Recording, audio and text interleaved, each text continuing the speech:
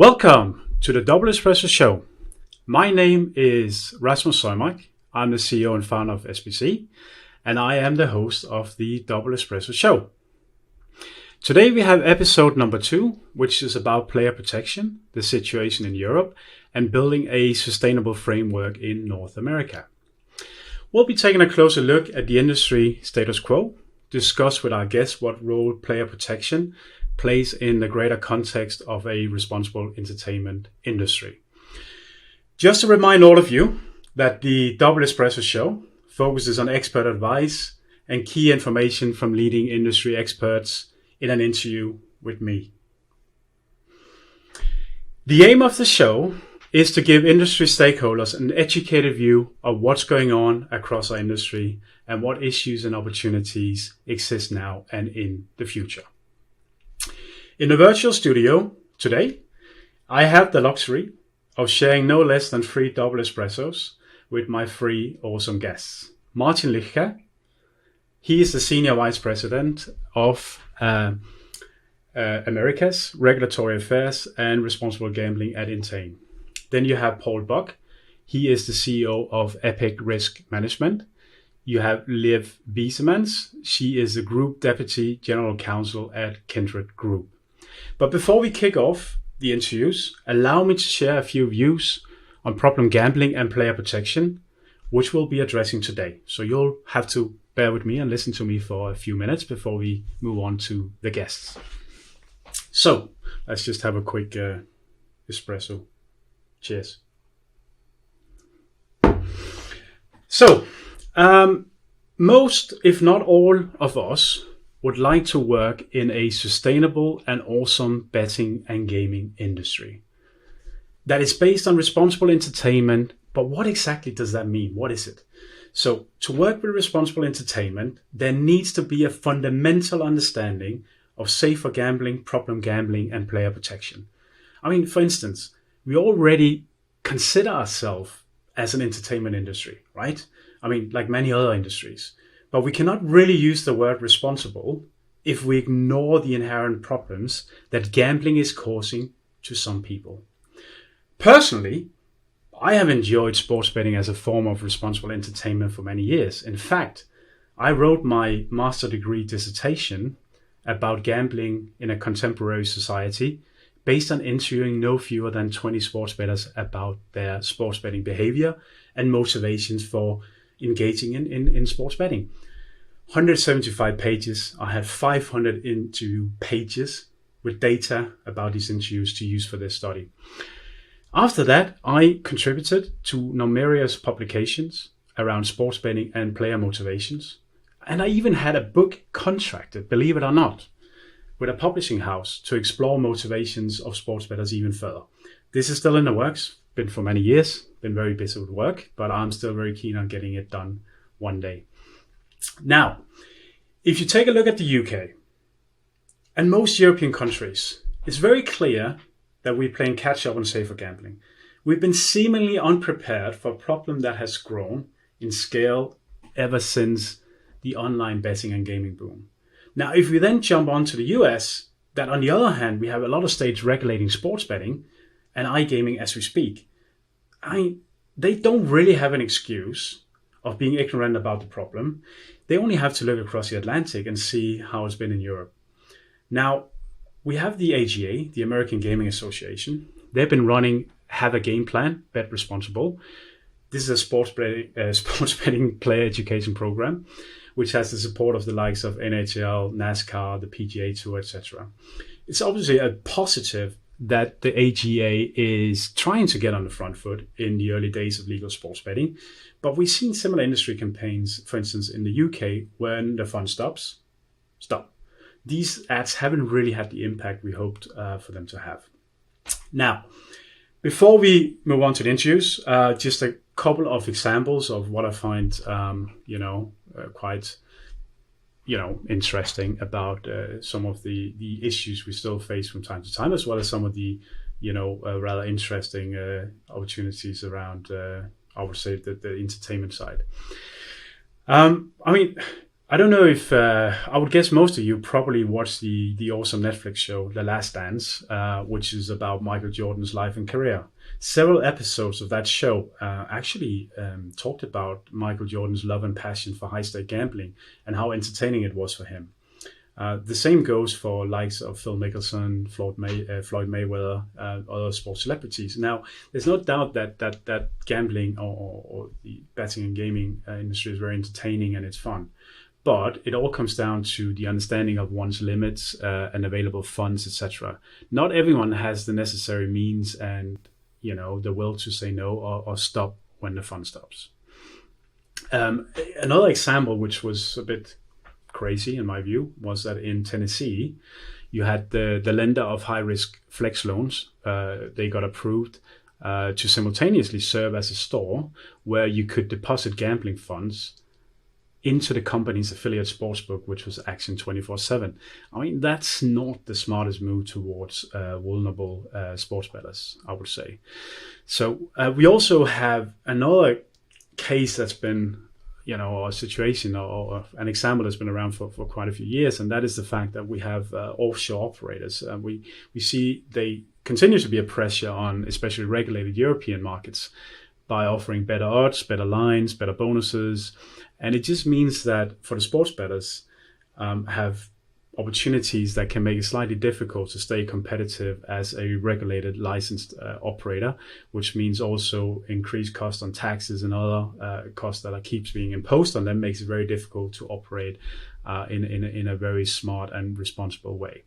Anyway, enough about this, enough about me talking. I think now it's time to turn to our guests.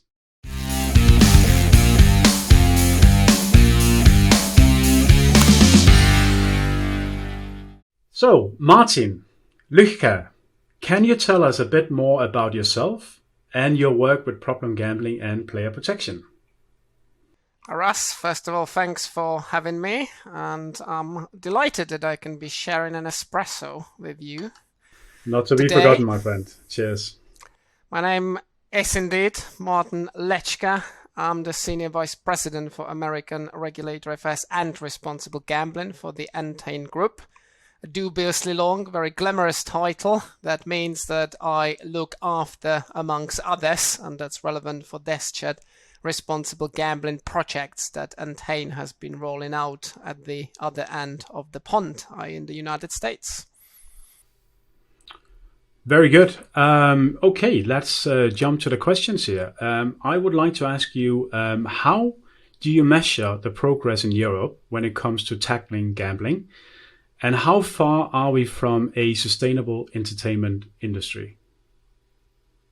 Let me kick the answer off by arguing that the industry has already gone a long way. We are in a completely different position than we would have been even 3-4 years ago. And ultimately, the success will be measured by what you just alluded to, i.e. the long-term sustainability of this industry. And to my mind, what's crucial in that regard is the fact that our industry allows the 98-99% of our customers that can and know how to gamble sensibly and responsibly to enjoy themselves, while catering for those who are not in that position. And by catering to the needs of those people, because we wouldn't want for these guys to be our customers, but at the same time there is an onus on the industry to help them by means of education, if need be, by means of treatment.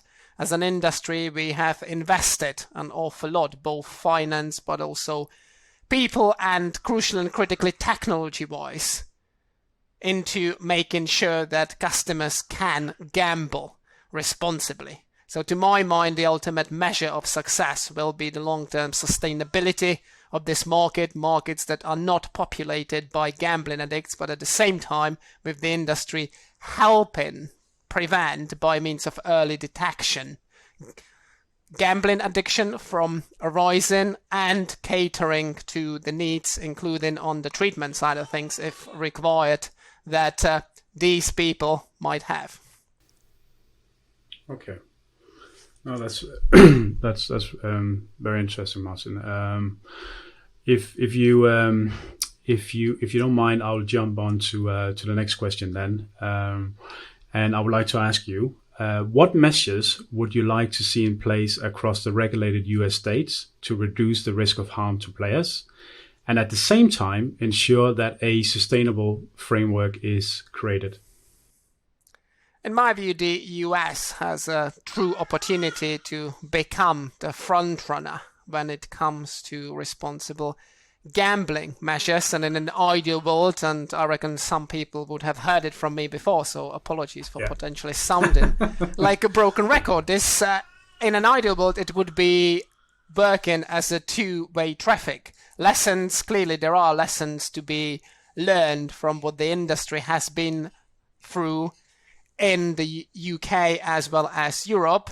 And at the same time, we are all, in particular the operators that, if you will, just landed on the American shores. We are also learning the American way of doing things. I think what's critical to all this is laying very, very strong and robust foundations. And by that, I don't only mean educations, the programs that the likes of Entain and others have been launching in the last couple of years in the United States, but also informing our customers and others properly about what sports betting is, how it actually works, and also about the risks and some of the social ills that are associated with it, both on the operators' websites, but also by other means, educational campaigns, stepping up our efforts on the research side of things,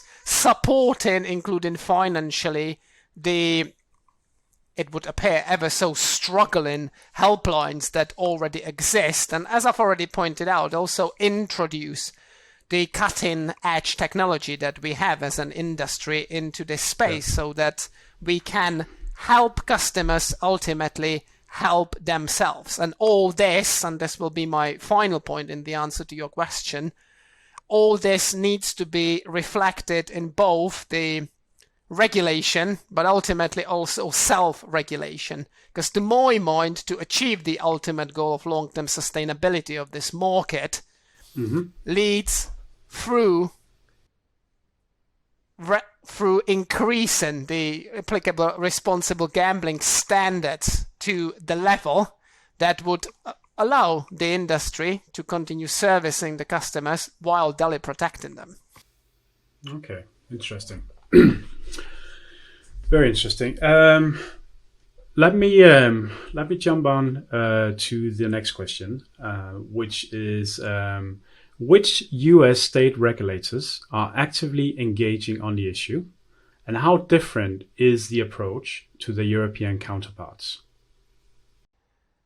Let me first of all pick up the very end of your question, because the biggest difference from the regulatory perspective is the fact that most, if not pretty much all by now, European markets are largely much more mature than most of the US markets, with the likes of Nevada and New Jersey being the key exceptions from that rule. Having said that, all the US regulators and the newly regulated markets have been catching up very quickly. So to answer your question, they are all engaged with matters that relate to consumer protection. Because don't get me wrong, there's still a lot of work to be done. But to give you a couple of examples, for example, Indiana's introduced its own responsible gambling levy, if you will, i.e. a dedicated amount of operators' revenue that is earmarked for responsible gambling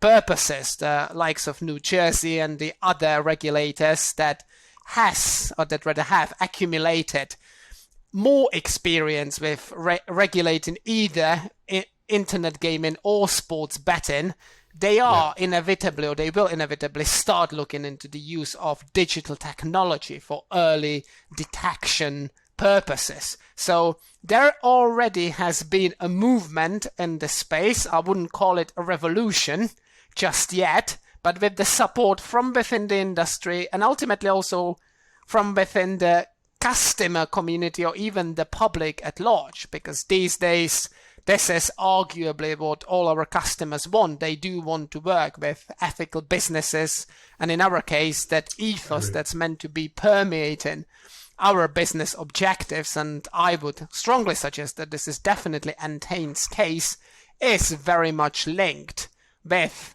the themes that I've already alluded to, i.e. sustainability, responsibility, doing things in the right way. For example, also, though I wouldn't want to be going off tangent, but also on the environment side of things. So there's this whole package or conglomerate of principles that need to be reflected into how we will be doing business around the world, but in particular in the United States. And that, as I've already suggested, needs to be reflected both the regulation as the fundamentum for all this, but also ultimately self-regulation, both across the industry, but also inside the individual operator organizations. Yeah. Thanks a lot. Very, very interesting viewpoints, Martin. Thanks for sharing. I would say that I have one question remaining for you, and the question is, in a few words, what is your vision of a responsible entertainment industry?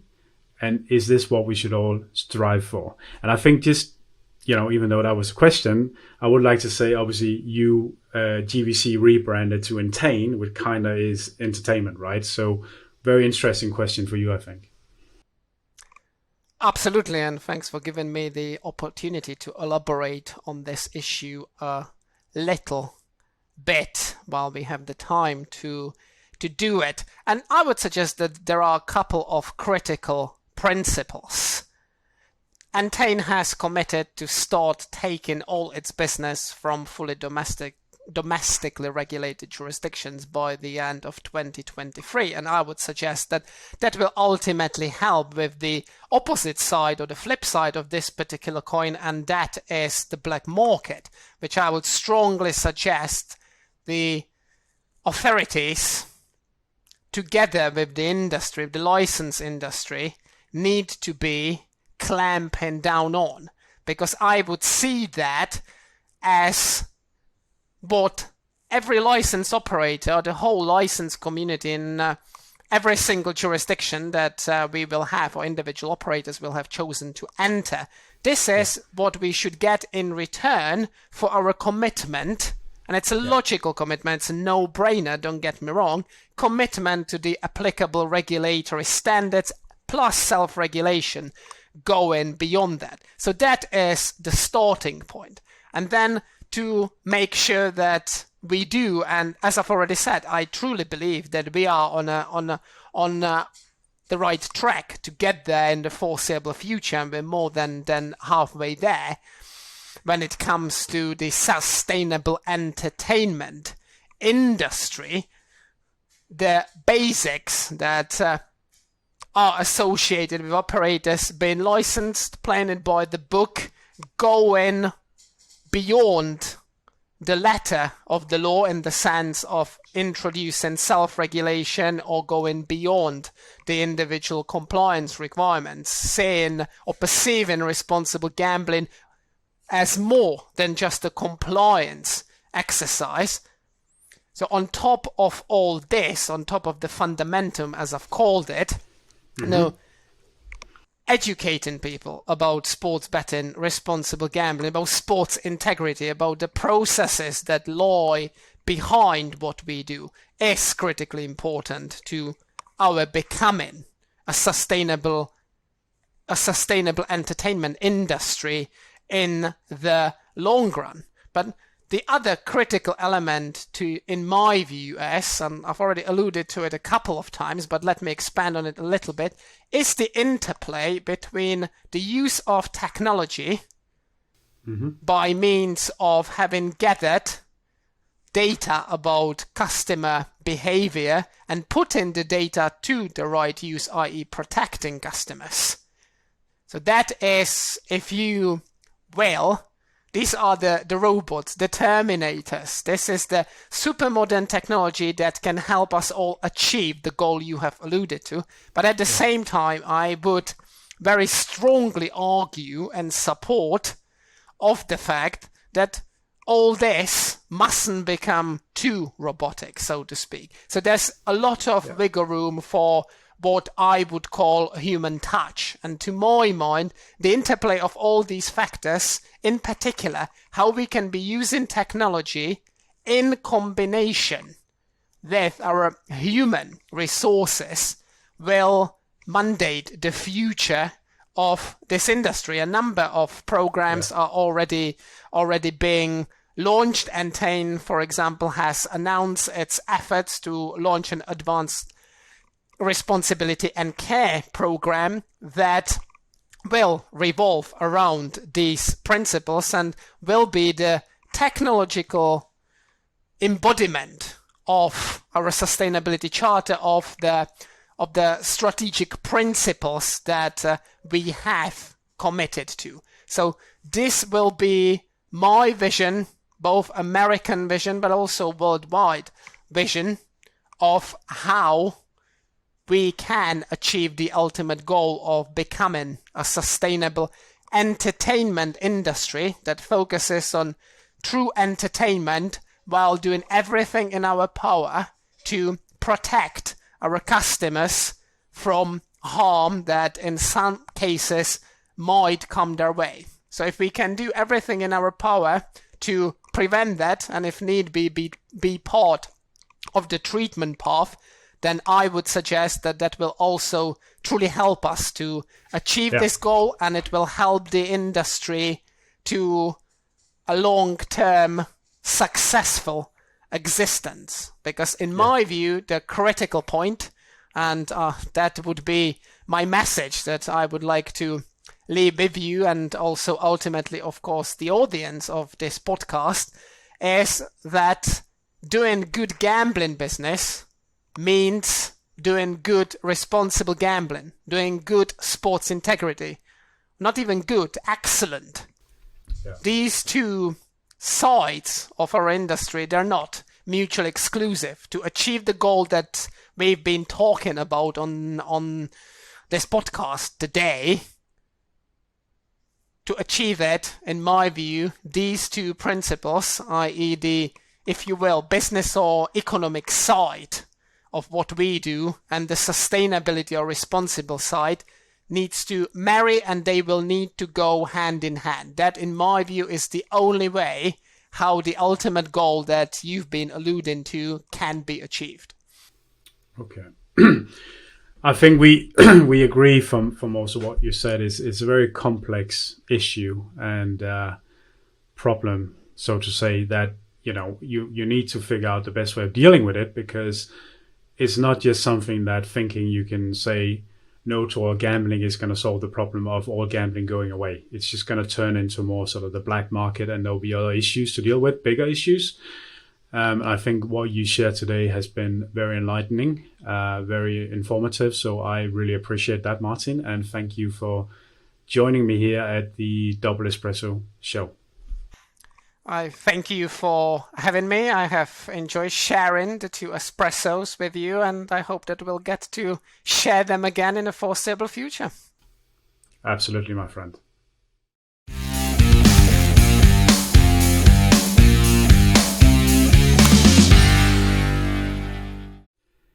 So, before we kick off this interview with you, Paul, can you tell me a little bit more about yourself and your work with problem gambling and player protection? Certainly, Raz. It's a pleasure to be here. Basically, I'm the founder and CEO of a company called Epic Risk Management. We specialize in the prevention of gambling-related harm. And we work in the sectors where most harm statistically and evidentially exists. So that would be financial services, education with kids, criminal justice, armed forces, elite sport, and of course the gambling industry itself. So we are very much in that prevention sphere, stopping people getting to the edge of a cliff. So my background was in financial services. I was a financial advisor and a divisional manager of Europe's largest bank, but I also suffered a decade-long addiction, a pathological gambling addiction, if you want to call it that. And that was really the spark for setting Epic up. Okay, that's thanks for sharing, Paul. Okay, let's jump on to the questions here. We have 4 questions for you today, and I would like to start with how do you measure the progress in Europe when it comes to tackling problem gambling, and how far are we from being a sustainable entertainment industry? Okay, thanks, Raz. I think it's a big question to start, and it's also a really difficult one to answer. I think you have to measure it by how many people are suffering direct or indirect gambling related harm.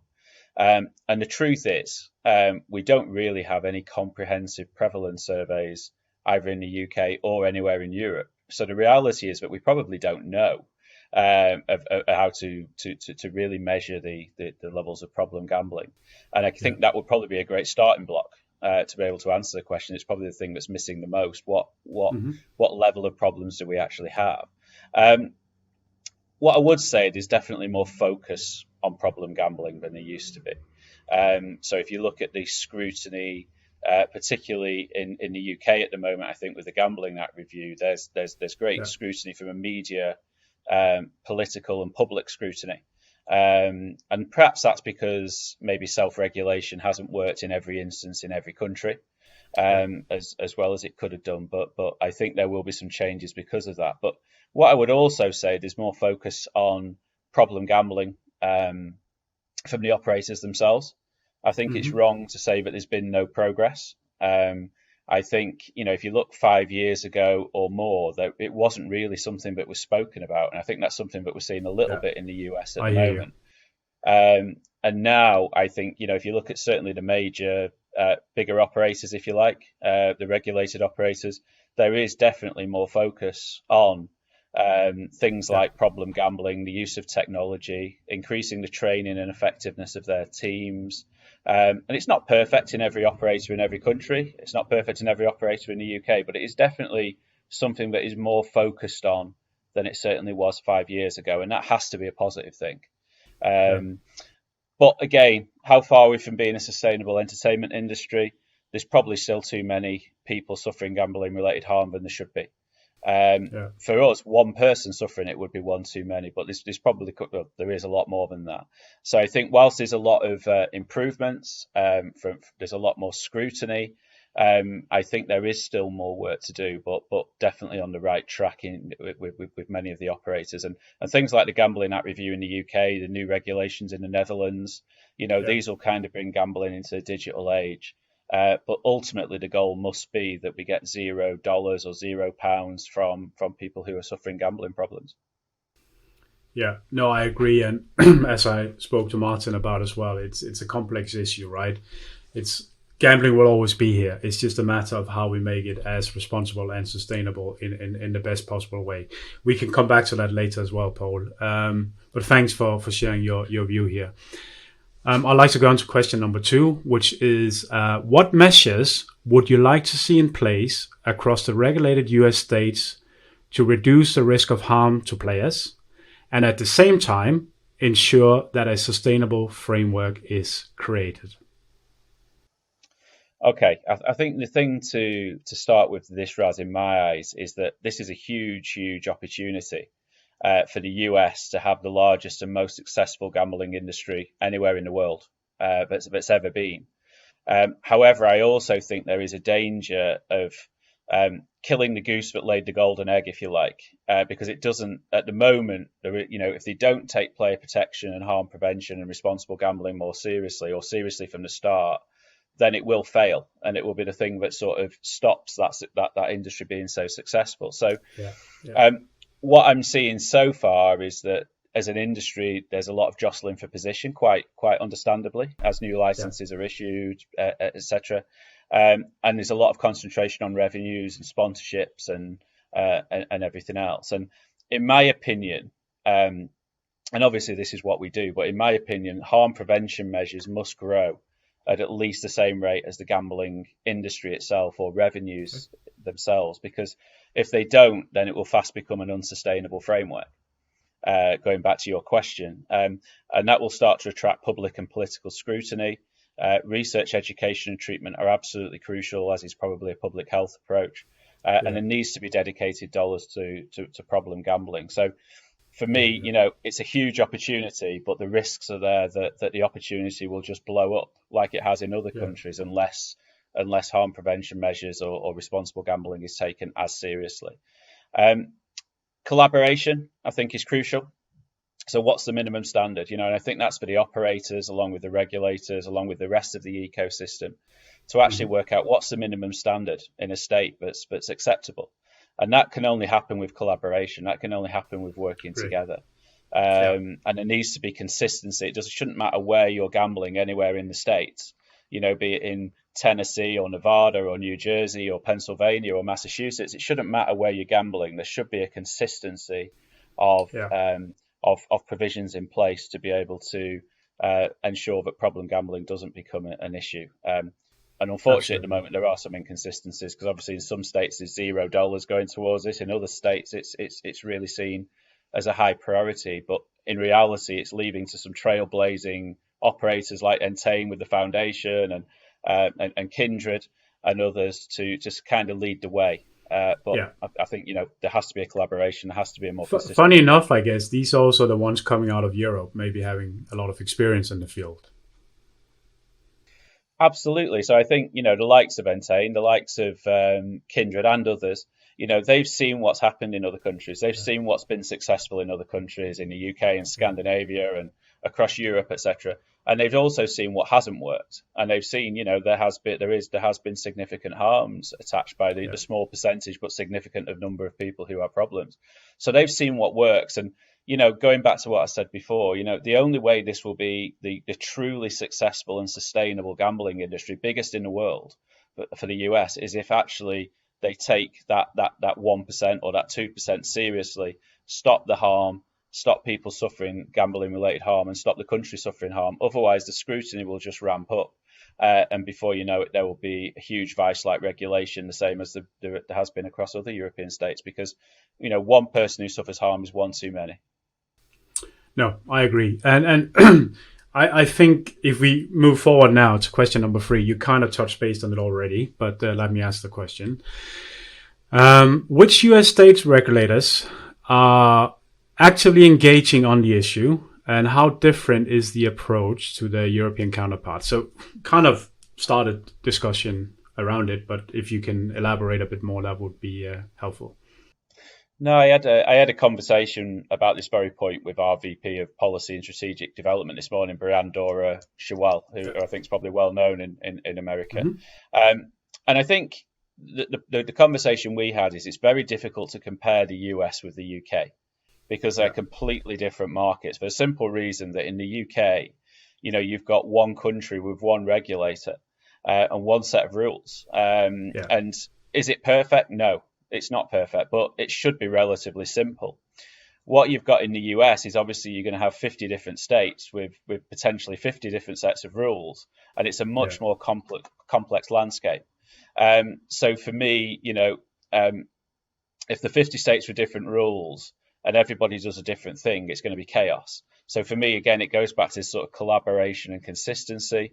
And at the moment, that's not there. The difference in engagement from the US state regulators is marked, from many states who are offering $0 to research, education and treatment or prevention, right through to some real standard bearers. And I guess for us, the ones that spring out are Massachusetts, Pennsylvania, New Jersey, and they lead the way by having dedicated responsible gambling resource on the staff of the Gambling Commission in those states. They oversee projects, and in Massachusetts' case, they also commission research agendas with local universities, as do New Jersey. And they're also looking at the prevalence of problem gambling in their states. You compare those three, I guess, to many of the others, and this isn't particularly calling anyone out, but if you compare those three to many of the others who are literally not seeing what's coming and offering $0 to research, education and treatment, that's a worrying situation. I think they need to probably get with the game, if you like, and start really investing in this. Could I ask you that, just based on what you're saying with the differences between the states and how the whole works with different states, different rule sets and the whole complication around this, right? I mean, are you worried now that if these states are not taking it seriously at this stage, it's going to be much harder to deal with it, say 1 year, 2 years down the line? Is it something that really needs to be dealt with now, or is it a process that needs to be rectifying where there are issues over the next couple of years? How urgent is this issue to deal with? In my view, Raz, it's incredibly urgent because what I hate to see, and the reason that Epic are concentrating so many of its efforts in the US at the moment, are that when we first came over and started doing some work with the major leagues and with the with the colleges, etc., we started talking about gambling problems and what is problem gambling and so on. And the answers we were getting, gambling problems. That's when an athlete influences the result of a game. So they were really talking about match fixing. They were talking about betting integrity and things like that. Whereas what we know is coming, just because of the work we've done in Europe and the UK in particular, is that most people can gamble and stay in control, treat it as entertainment and not, stay in control of time, money, cognition. But we know there is a small percentage, but significant number, and that'll be an even more significant number in the States, who will suffer harm, who will become addicted to gambling or become reliant upon it. My worry with the States, if it doesn't happen now, is that, in 2 years, 18 months, 2 years, you will find people starting to commit crime or consider suicide or have relationship breakdowns or so on. And we know it's a small percentage of people, but, as I said, it will happen. And my worry is if you wait those 18 months and 2 years before that happens, before any kind of investment into research, education, and treatment happens, then it will be a really, really big thing to claw back. It's going to be a much, much bigger problem. Whereas now, if you do it now, and the whole gambling ecosystem works together collaboratively across adverts and offers and education and research and things like that, then they're getting ahead of the game. You've got a blank canvas at the moment over there, but if they don't get this right and invest dollars and get this right, then unfortunately, the harm will probably much, much worse than it needs to be, and that won't be beneficial for anyone, including operators, including states, and certainly not the public and the gamblers themselves. Very interesting one where you're saying that initially it's like, some athlete taking money or whatever to throw a game or something like that. I mean, it brings me back to the days of Bruce Willis in The Last Boy Scout. I don't know if you saw that movie. This is was that like 20 something years ago? It's quite interesting, yeah. But scary, very scary. And I think the whole sort of situation we're looking at, what you're saying here in the end, that it will lead to things like suicides or splitting up of families in very nasty ways and whatever else. This is what we want to avoid. I fully agree with you. We're a little bit short on time here, so I'll jump to the last question. It's quite interesting.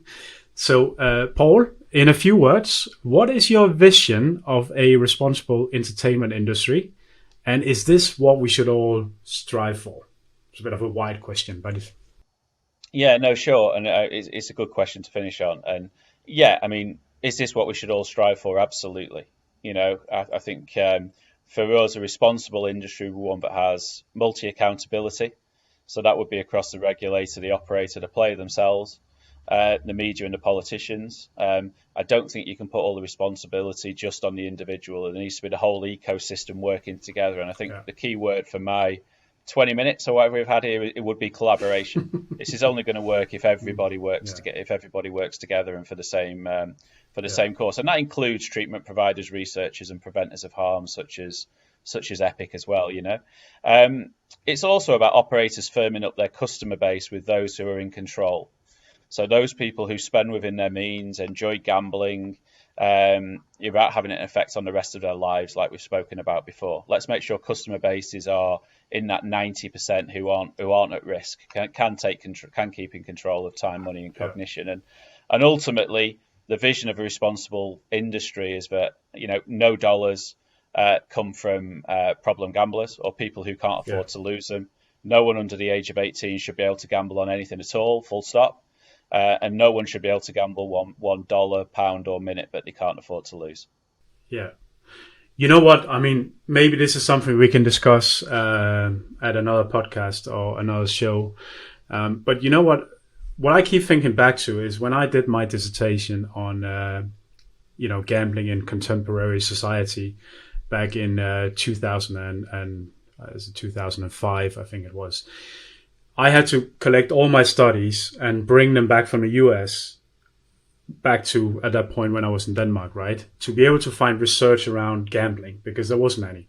So a lot of the research I had to use were from the consumption of sports and how you consume sports being at a stadium on TV or whatever, right? But when I got that gambling research in, I could get my hands on from Harvard Business Review or European, even probably more like journalism or journalistic publications out of the US. It was more about land-based, of course. But a lot of it was not about problem gambling. It was all about economic theory, about maximizing utility, which was about if you engage in gambling, kind of like you are a little bit stupid because you can never win against a house. So you're not maximizing, you're underutilizing your utility, and no sane, rational person would ever do that, right? And now it's kind of changed a bit and say that there's more to it than, it's not just about, there's the entertainment, the hedonic way, a symbolic way of consuming, and all this together leads more into wanting to understand how problem gambling is arising here and how do we deal with it. So the whole viewpoint around has only, as you said, really started some years ago, really to try and dig into it. But I think there's a lot of learnings we can do from looking back as well. I'll try and dig more into some of the research I've did in the past because I never looked at it from the problem gambling back then. It was all about trying to hold entertainment up against economic perception, right? Which was completely different. So it's interesting to have your viewpoint here, Paul. And you obviously have a lot of expertise from Epic and the great work you guys have been doing. But I have to cut us off now. I have my third guest in the studio now. But Paul, it's been a pleasure. Thanks a lot for joining me today. And a quick cheer in a bit big of for double espresso. But cheers. Thanks, Raz. Really enjoyed it. Thank you.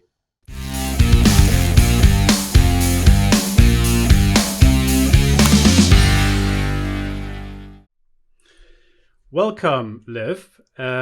Before we start the questions, can you tell us a bit more about yourself and your work with problem gambling and player protection? Great. Thank you, Rasmus. Thank you for having me. My name is Liv Biesemans. I work for Kindred Group. Kindred's one of the global online gambling operators with operations across the world, primarily in Europe and the US. I'm the Deputy General Counsel for Kindred Group. I was with Kindred in London for about 8 years, and then I moved to the US in September 2019 to take charge of our legal and compliance operations, including the setup of our player sustainability team. So from that point of view, I'm in charge of our, together obviously with our European experts, kind of setting up our responsible gambling approach in the US here. And given that it's a very new venture and a very new market, that's extremely exciting to be a part of.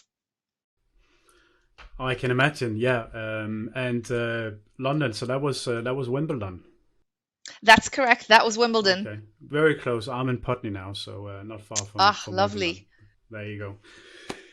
Okay, let's kick it off. So I would like to start with question number one, which is how do you measure the progress in Europe when it comes to tackling problem gambling, and how far are we from being a sustainable entertainment industry?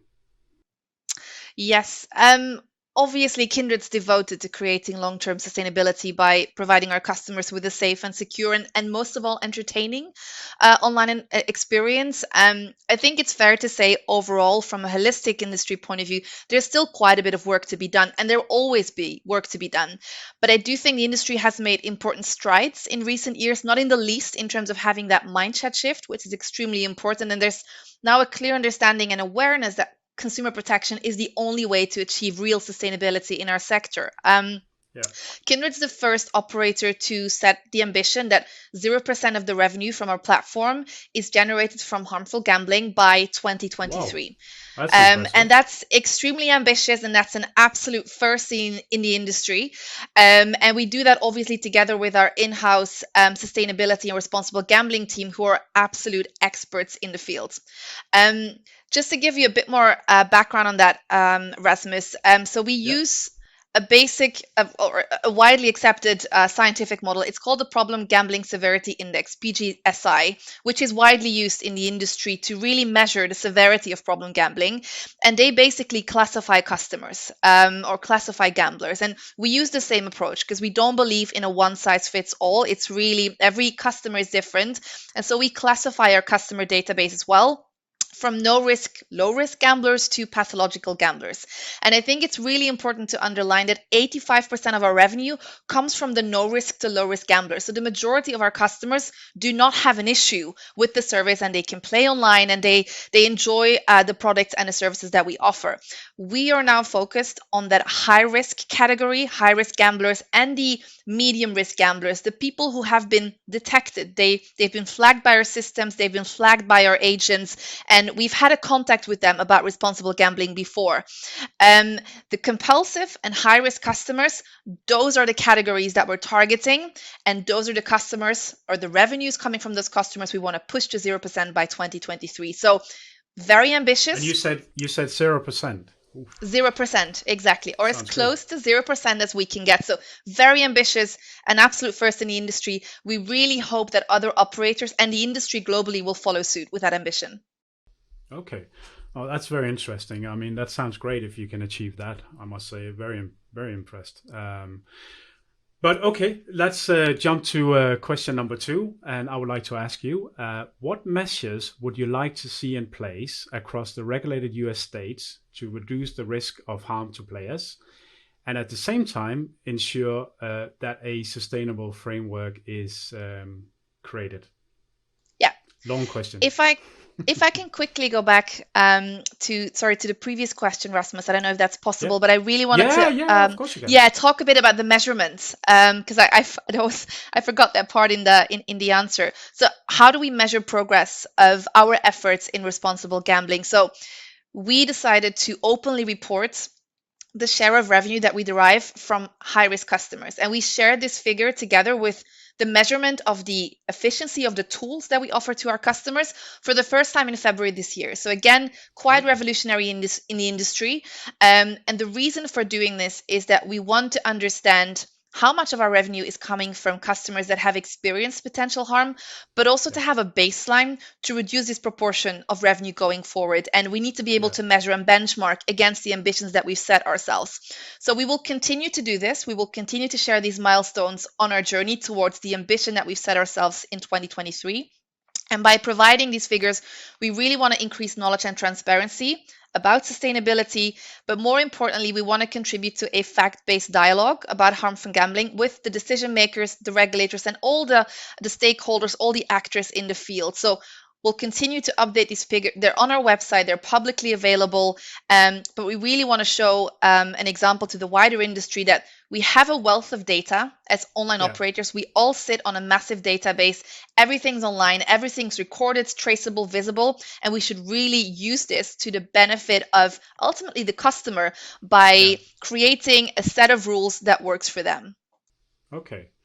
It's very interesting. I mean, it sounds like you and I could keep discussing this for much longer. But I would love to also, because Kindred is fairly active now in the US as well. So it would be very interesting to look at how a new market, a very big market, is looking at the issues we've been dealing with for the last, or quite a few years now in Europe. So I would like to ask you, what measures would you like to see in place across the regulated US states to reduce the risk of harm to players, and at the same time ensure that a sustainable framework is created? Yeah, absolutely. I think if we go back to the second part of the question, which is a sustainable framework, it's important to underline that the success of any regulated market starts and stops with the ability to move customers into the legal sphere of gambling. And as a regulator, you can only ensure that all customers are actually adequately protected and monitored by operators when you know who those operators are. So that movement of channelization is what we call it in the industry. That's quite a challenge. And there's been many examples globally of failed regulations of countries that haven't managed to do that properly. And while the US sports betting market and iGaming market is relatively new, US customers have been gambling online for years, make no mistake. So that initial movement in any exercise, in any regulation, in any opening of a state, that needs to be the baseline that you're working against. So I assume you're referring to offshore operators. Absolutely. And on that offshore point, I wanted to raise a customer survey that was done in 2020 by the AGA, the American Gaming Association, which indicated that 42% of American sports bettors still play online.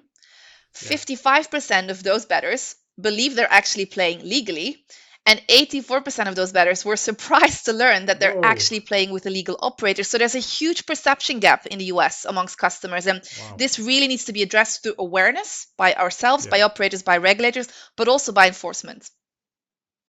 Wow, that's interesting. Yeah. Just and to go back, Rasmus, to the measures in place across the US, right? So what do we want to see in the US? Coming from Europe, bringing that expertise to the US, what do we want to see?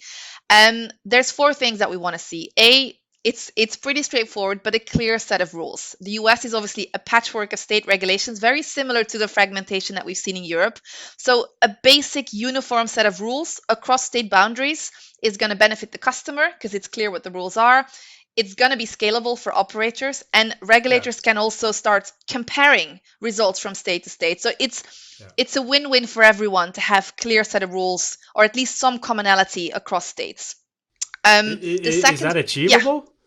Yeah. I mean, we already see it to a certain extent in the US. If you look across states, they all have a national or statewide self-exclusion register. That's a commonality across the states. They all impose a number of self-control tools, deposit limits, self-exclusion, etc. So there is already a good baseline to start from, but I think we can definitely increase that in the US. Yeah, I mean, one thing I was especially talking to Paul about was the urgency of dealing with the issues in the US that will be a problem, later on, if not dealt with now, and the inconsistency between some of the state regulations, right? But partly what I wanted to ask you in the next question. So let me jump to the next question. We can always go back in the end, and you can sum up if there's a few things you would like to address. But my question number 3 that I've been asking to the Martin and Paul as well is, which US state regulators are actively engaging on the issue, and how different is this approach to their European counterparts? Yeah, I think the majority of the US regulators that we are working with are looking at RG as a vital part of their regulatory efforts. I wouldn't say that one stands out. It's on all of their agenda. So there is at least very healthy interest that we need to look into this, and it needs to be part of that regulated framework. We strongly believe in an approach that is fact-based and behavioral-led. We need to look at what the customer is actually doing. And one thing that we've learned from Europe is that we see a standard limit that applies to the entire customer database. There's no scientific support that this will actually tackle problem gambling. And the question that we should be asking ourselves is, what is this individual customer actually doing on our platform, and how can we support him, considering his financial means and his support system? So that fact-based decision-making has been lacking in Europe for many years. We see a change now when there's a problem that actually needs to be solved. We see a stronger focus on affordability checks, source of income checks. It's primarily driven also obviously by AML legislation, but it's also from a responsible gambling point of view. We're very much in favor of that. Knowing when your customer actually enters your website for the first time, knowing from day one what the customer can spend, what is healthy for him to spend within his budget, is a great way to avoid any issues down the line. However, that should not mean that a blanket limit that applies to every single customer is going to work. That is going to be counterproductive. It's going to push customers away to the illegal offer. Absolutely agree. Yeah, so the reason is because in my intro as well, I pointed out that I always enjoyed, I would say, responsible entertainment around sports betting myself, and whether I spend a few £100 on one bet down to £10 on one bet, or I deposit X amount, withdraw X amount. It's about a matter of understanding what your means are to keep, sports betting or whatever gambling means you're using, right? But Yeah. I fully agree with you, because for some people, it's just going to be not interesting anymore in a form of entertainment, and the whole industry could end up going to the offshore, to the black market instead, and it's just going to create a whole bunch of different issues we need to deal with. So you have to be very smart around this. Absolutely. Sorry for interrupting. No worries. And I think, to be able to get there, you need to know what you're actually dealing with and what you're talking about. And one of the things that we've heard in Europe so many times is we don't have data. We don't have research. Now is the time, because research takes time. But again, we sit on a wealth of data. Every single online operator has a huge database that they can use for academic and research purposes, that they can, use as, for sample testing. So that focus on research, on bringing the facts to the table and incorporating those facts into your regulatory efforts, I think that's probably one of the huge lessons that the US should take from Europe, because we were way too late. Definitely. In Europe with incorporating that into policy making. Absolutely. I couldn't agree more. I mean, I spent my dissertation back at university back in 2005. I interviewed 20 sports bettors about their, motivations for, going to the local store to get a coupon with 3-4 games on it, or going online with the early days of even Unibet or Unibet, Kindred, or Centerbet, or whatever it was in Scandinavia. A lot of data, a lot of interesting viewpoints and all this, and it's just things are changing, and we need to be smart where we are. And if we ever want to have a responsible and sustainable industry, certainly the work that you guys are doing and Entain on here today as well is an epic, is absolutely key. So no, I appreciate you sharing your views with us here. Let me. We're getting quickly a bit short on time here, so let me jump to the last question, which is quite wide, so you can go in a few different directions. If in a few words you were to sort of talk about or describe your vision of a responsible entertainment industry, and is this sort of this sort of responsible entertainment industry, is that something we should all strive for? Is this where we want to head, we want to end up? I think absolutely. If this industry is going to embrace its customers and is going to be around for a long time, it really should be seen as a form of entertainment that can be enjoyed responsibly by the majority of customers. I think if I would describe it in a sentence, we should all strive to be an industry that has the customer's well-being at the center of everything we do, relies on science and facts as a primary guidance, and acts as a leader and takes its responsibility in creating that safe and secure environment for our customers. I think those three elements really describe what we as an industry have to do to be able to become sustainable and future-proof. Yeah.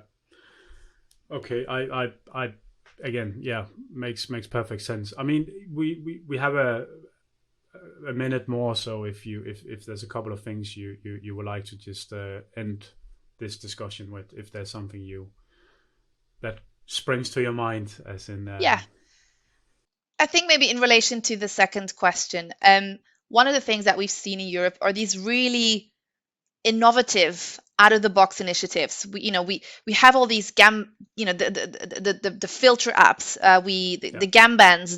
There's really cool initiatives that have been set up in the US that are now looking for their way in Europe, and that are now looking for the way into the US, and embracing that innovation, which again has been around, is relatively new in Europe, in an industry that has been around for years. It's now new in the US in an industry that's still relatively new. So there's huge potential of these kind of digital solutions that really help the customer in managing their behavior and staying within their limits and staying in control. And I'm very hopeful that we'll see some really interesting collaborations in the US with operators, with those technology digital solutions, and hopefully within the regulatory framework that exists, we can make that work, because I do think that there's a huge potential in that for the US customer. Yeah, absolutely. And I mean, also what you touched base on, and I know Martin and Paul has, or they did the same. Is the thing is, like, I mean, gambling is here to stay in whatever shape or form, right? So at least we can make it as responsible and strong as possible around, understanding there are inherent issues with some ways people consume gambling, and we need to deal with that. The better we do that, and the more the governments, are working with us to do this, the better this will be, and we avoid a bunch of other issues coming from whatever offshore black markets and other ways of being opportunities for people to engage with, right? So I really appreciate what you shared with us, Liv, here today. Very exciting, very, very good, and I'm very much looking forward to sort of share this with everyone out there. So Absolutely. Thank you very much. Absolutely, yeah. Likewise, appreciate you joining today. And just the last, it is called the Double Espresso Show. So just a quick cheer in coffee. Cheers. Thanks, Liv. Thanks, Rasmus. Today we had 3 very good guests in the studio talking about safer gambling, problem gambling, and player protection in Europe, and also looking at the US. Very interesting discussions, and I would like to say a big thank you to Liv, Martin, and Paul for taking part. And to sum up some of the things we discussed, I mean, we're looking at how things are being worked on in the European region to make sure that we can start dealing with problem gambling. And as Kindred said, for instance, this should be a 0% issue on their end by 2023. Entain had some great perspectives on what they're doing, and Epic is obviously doing a lot of work to educate not just European operators but also into the US. So very exciting what is being done around problem gambling, but also very necessary, because we are certainly seeing it's not great when people are facing life-threatening or threats to the family about the situation they're in because of spending too much money on gambling that in a way they can't control themselves. So according to all our guests today, it's kind of an urgent matter to deal with it in the US as well, so we don't get too far in the process of a great revenue generating industry that forgets a bit about problem gambling being an issue. And in this way, it could be as it's been in Europe, that is suddenly coming back around and biting us, in a nice way to say it, in the ass. So I think if when I get the feedback from all you listeners and viewers out there, I would say that we can easily pick this up again, because there's many more things and key topics and issues we can discuss around this very topic, because it's so wide and it's so important for the industry to get everything right, Europe, US, even into other regions in the world, to create this responsible entertainment industry, which I think we're all striving for, especially as I could understand from our guests in the studio today. So again, thanks to Liv, Paul, and Martin, and thanks for all you viewers and listeners for the Double Espresso Show, episode number 2.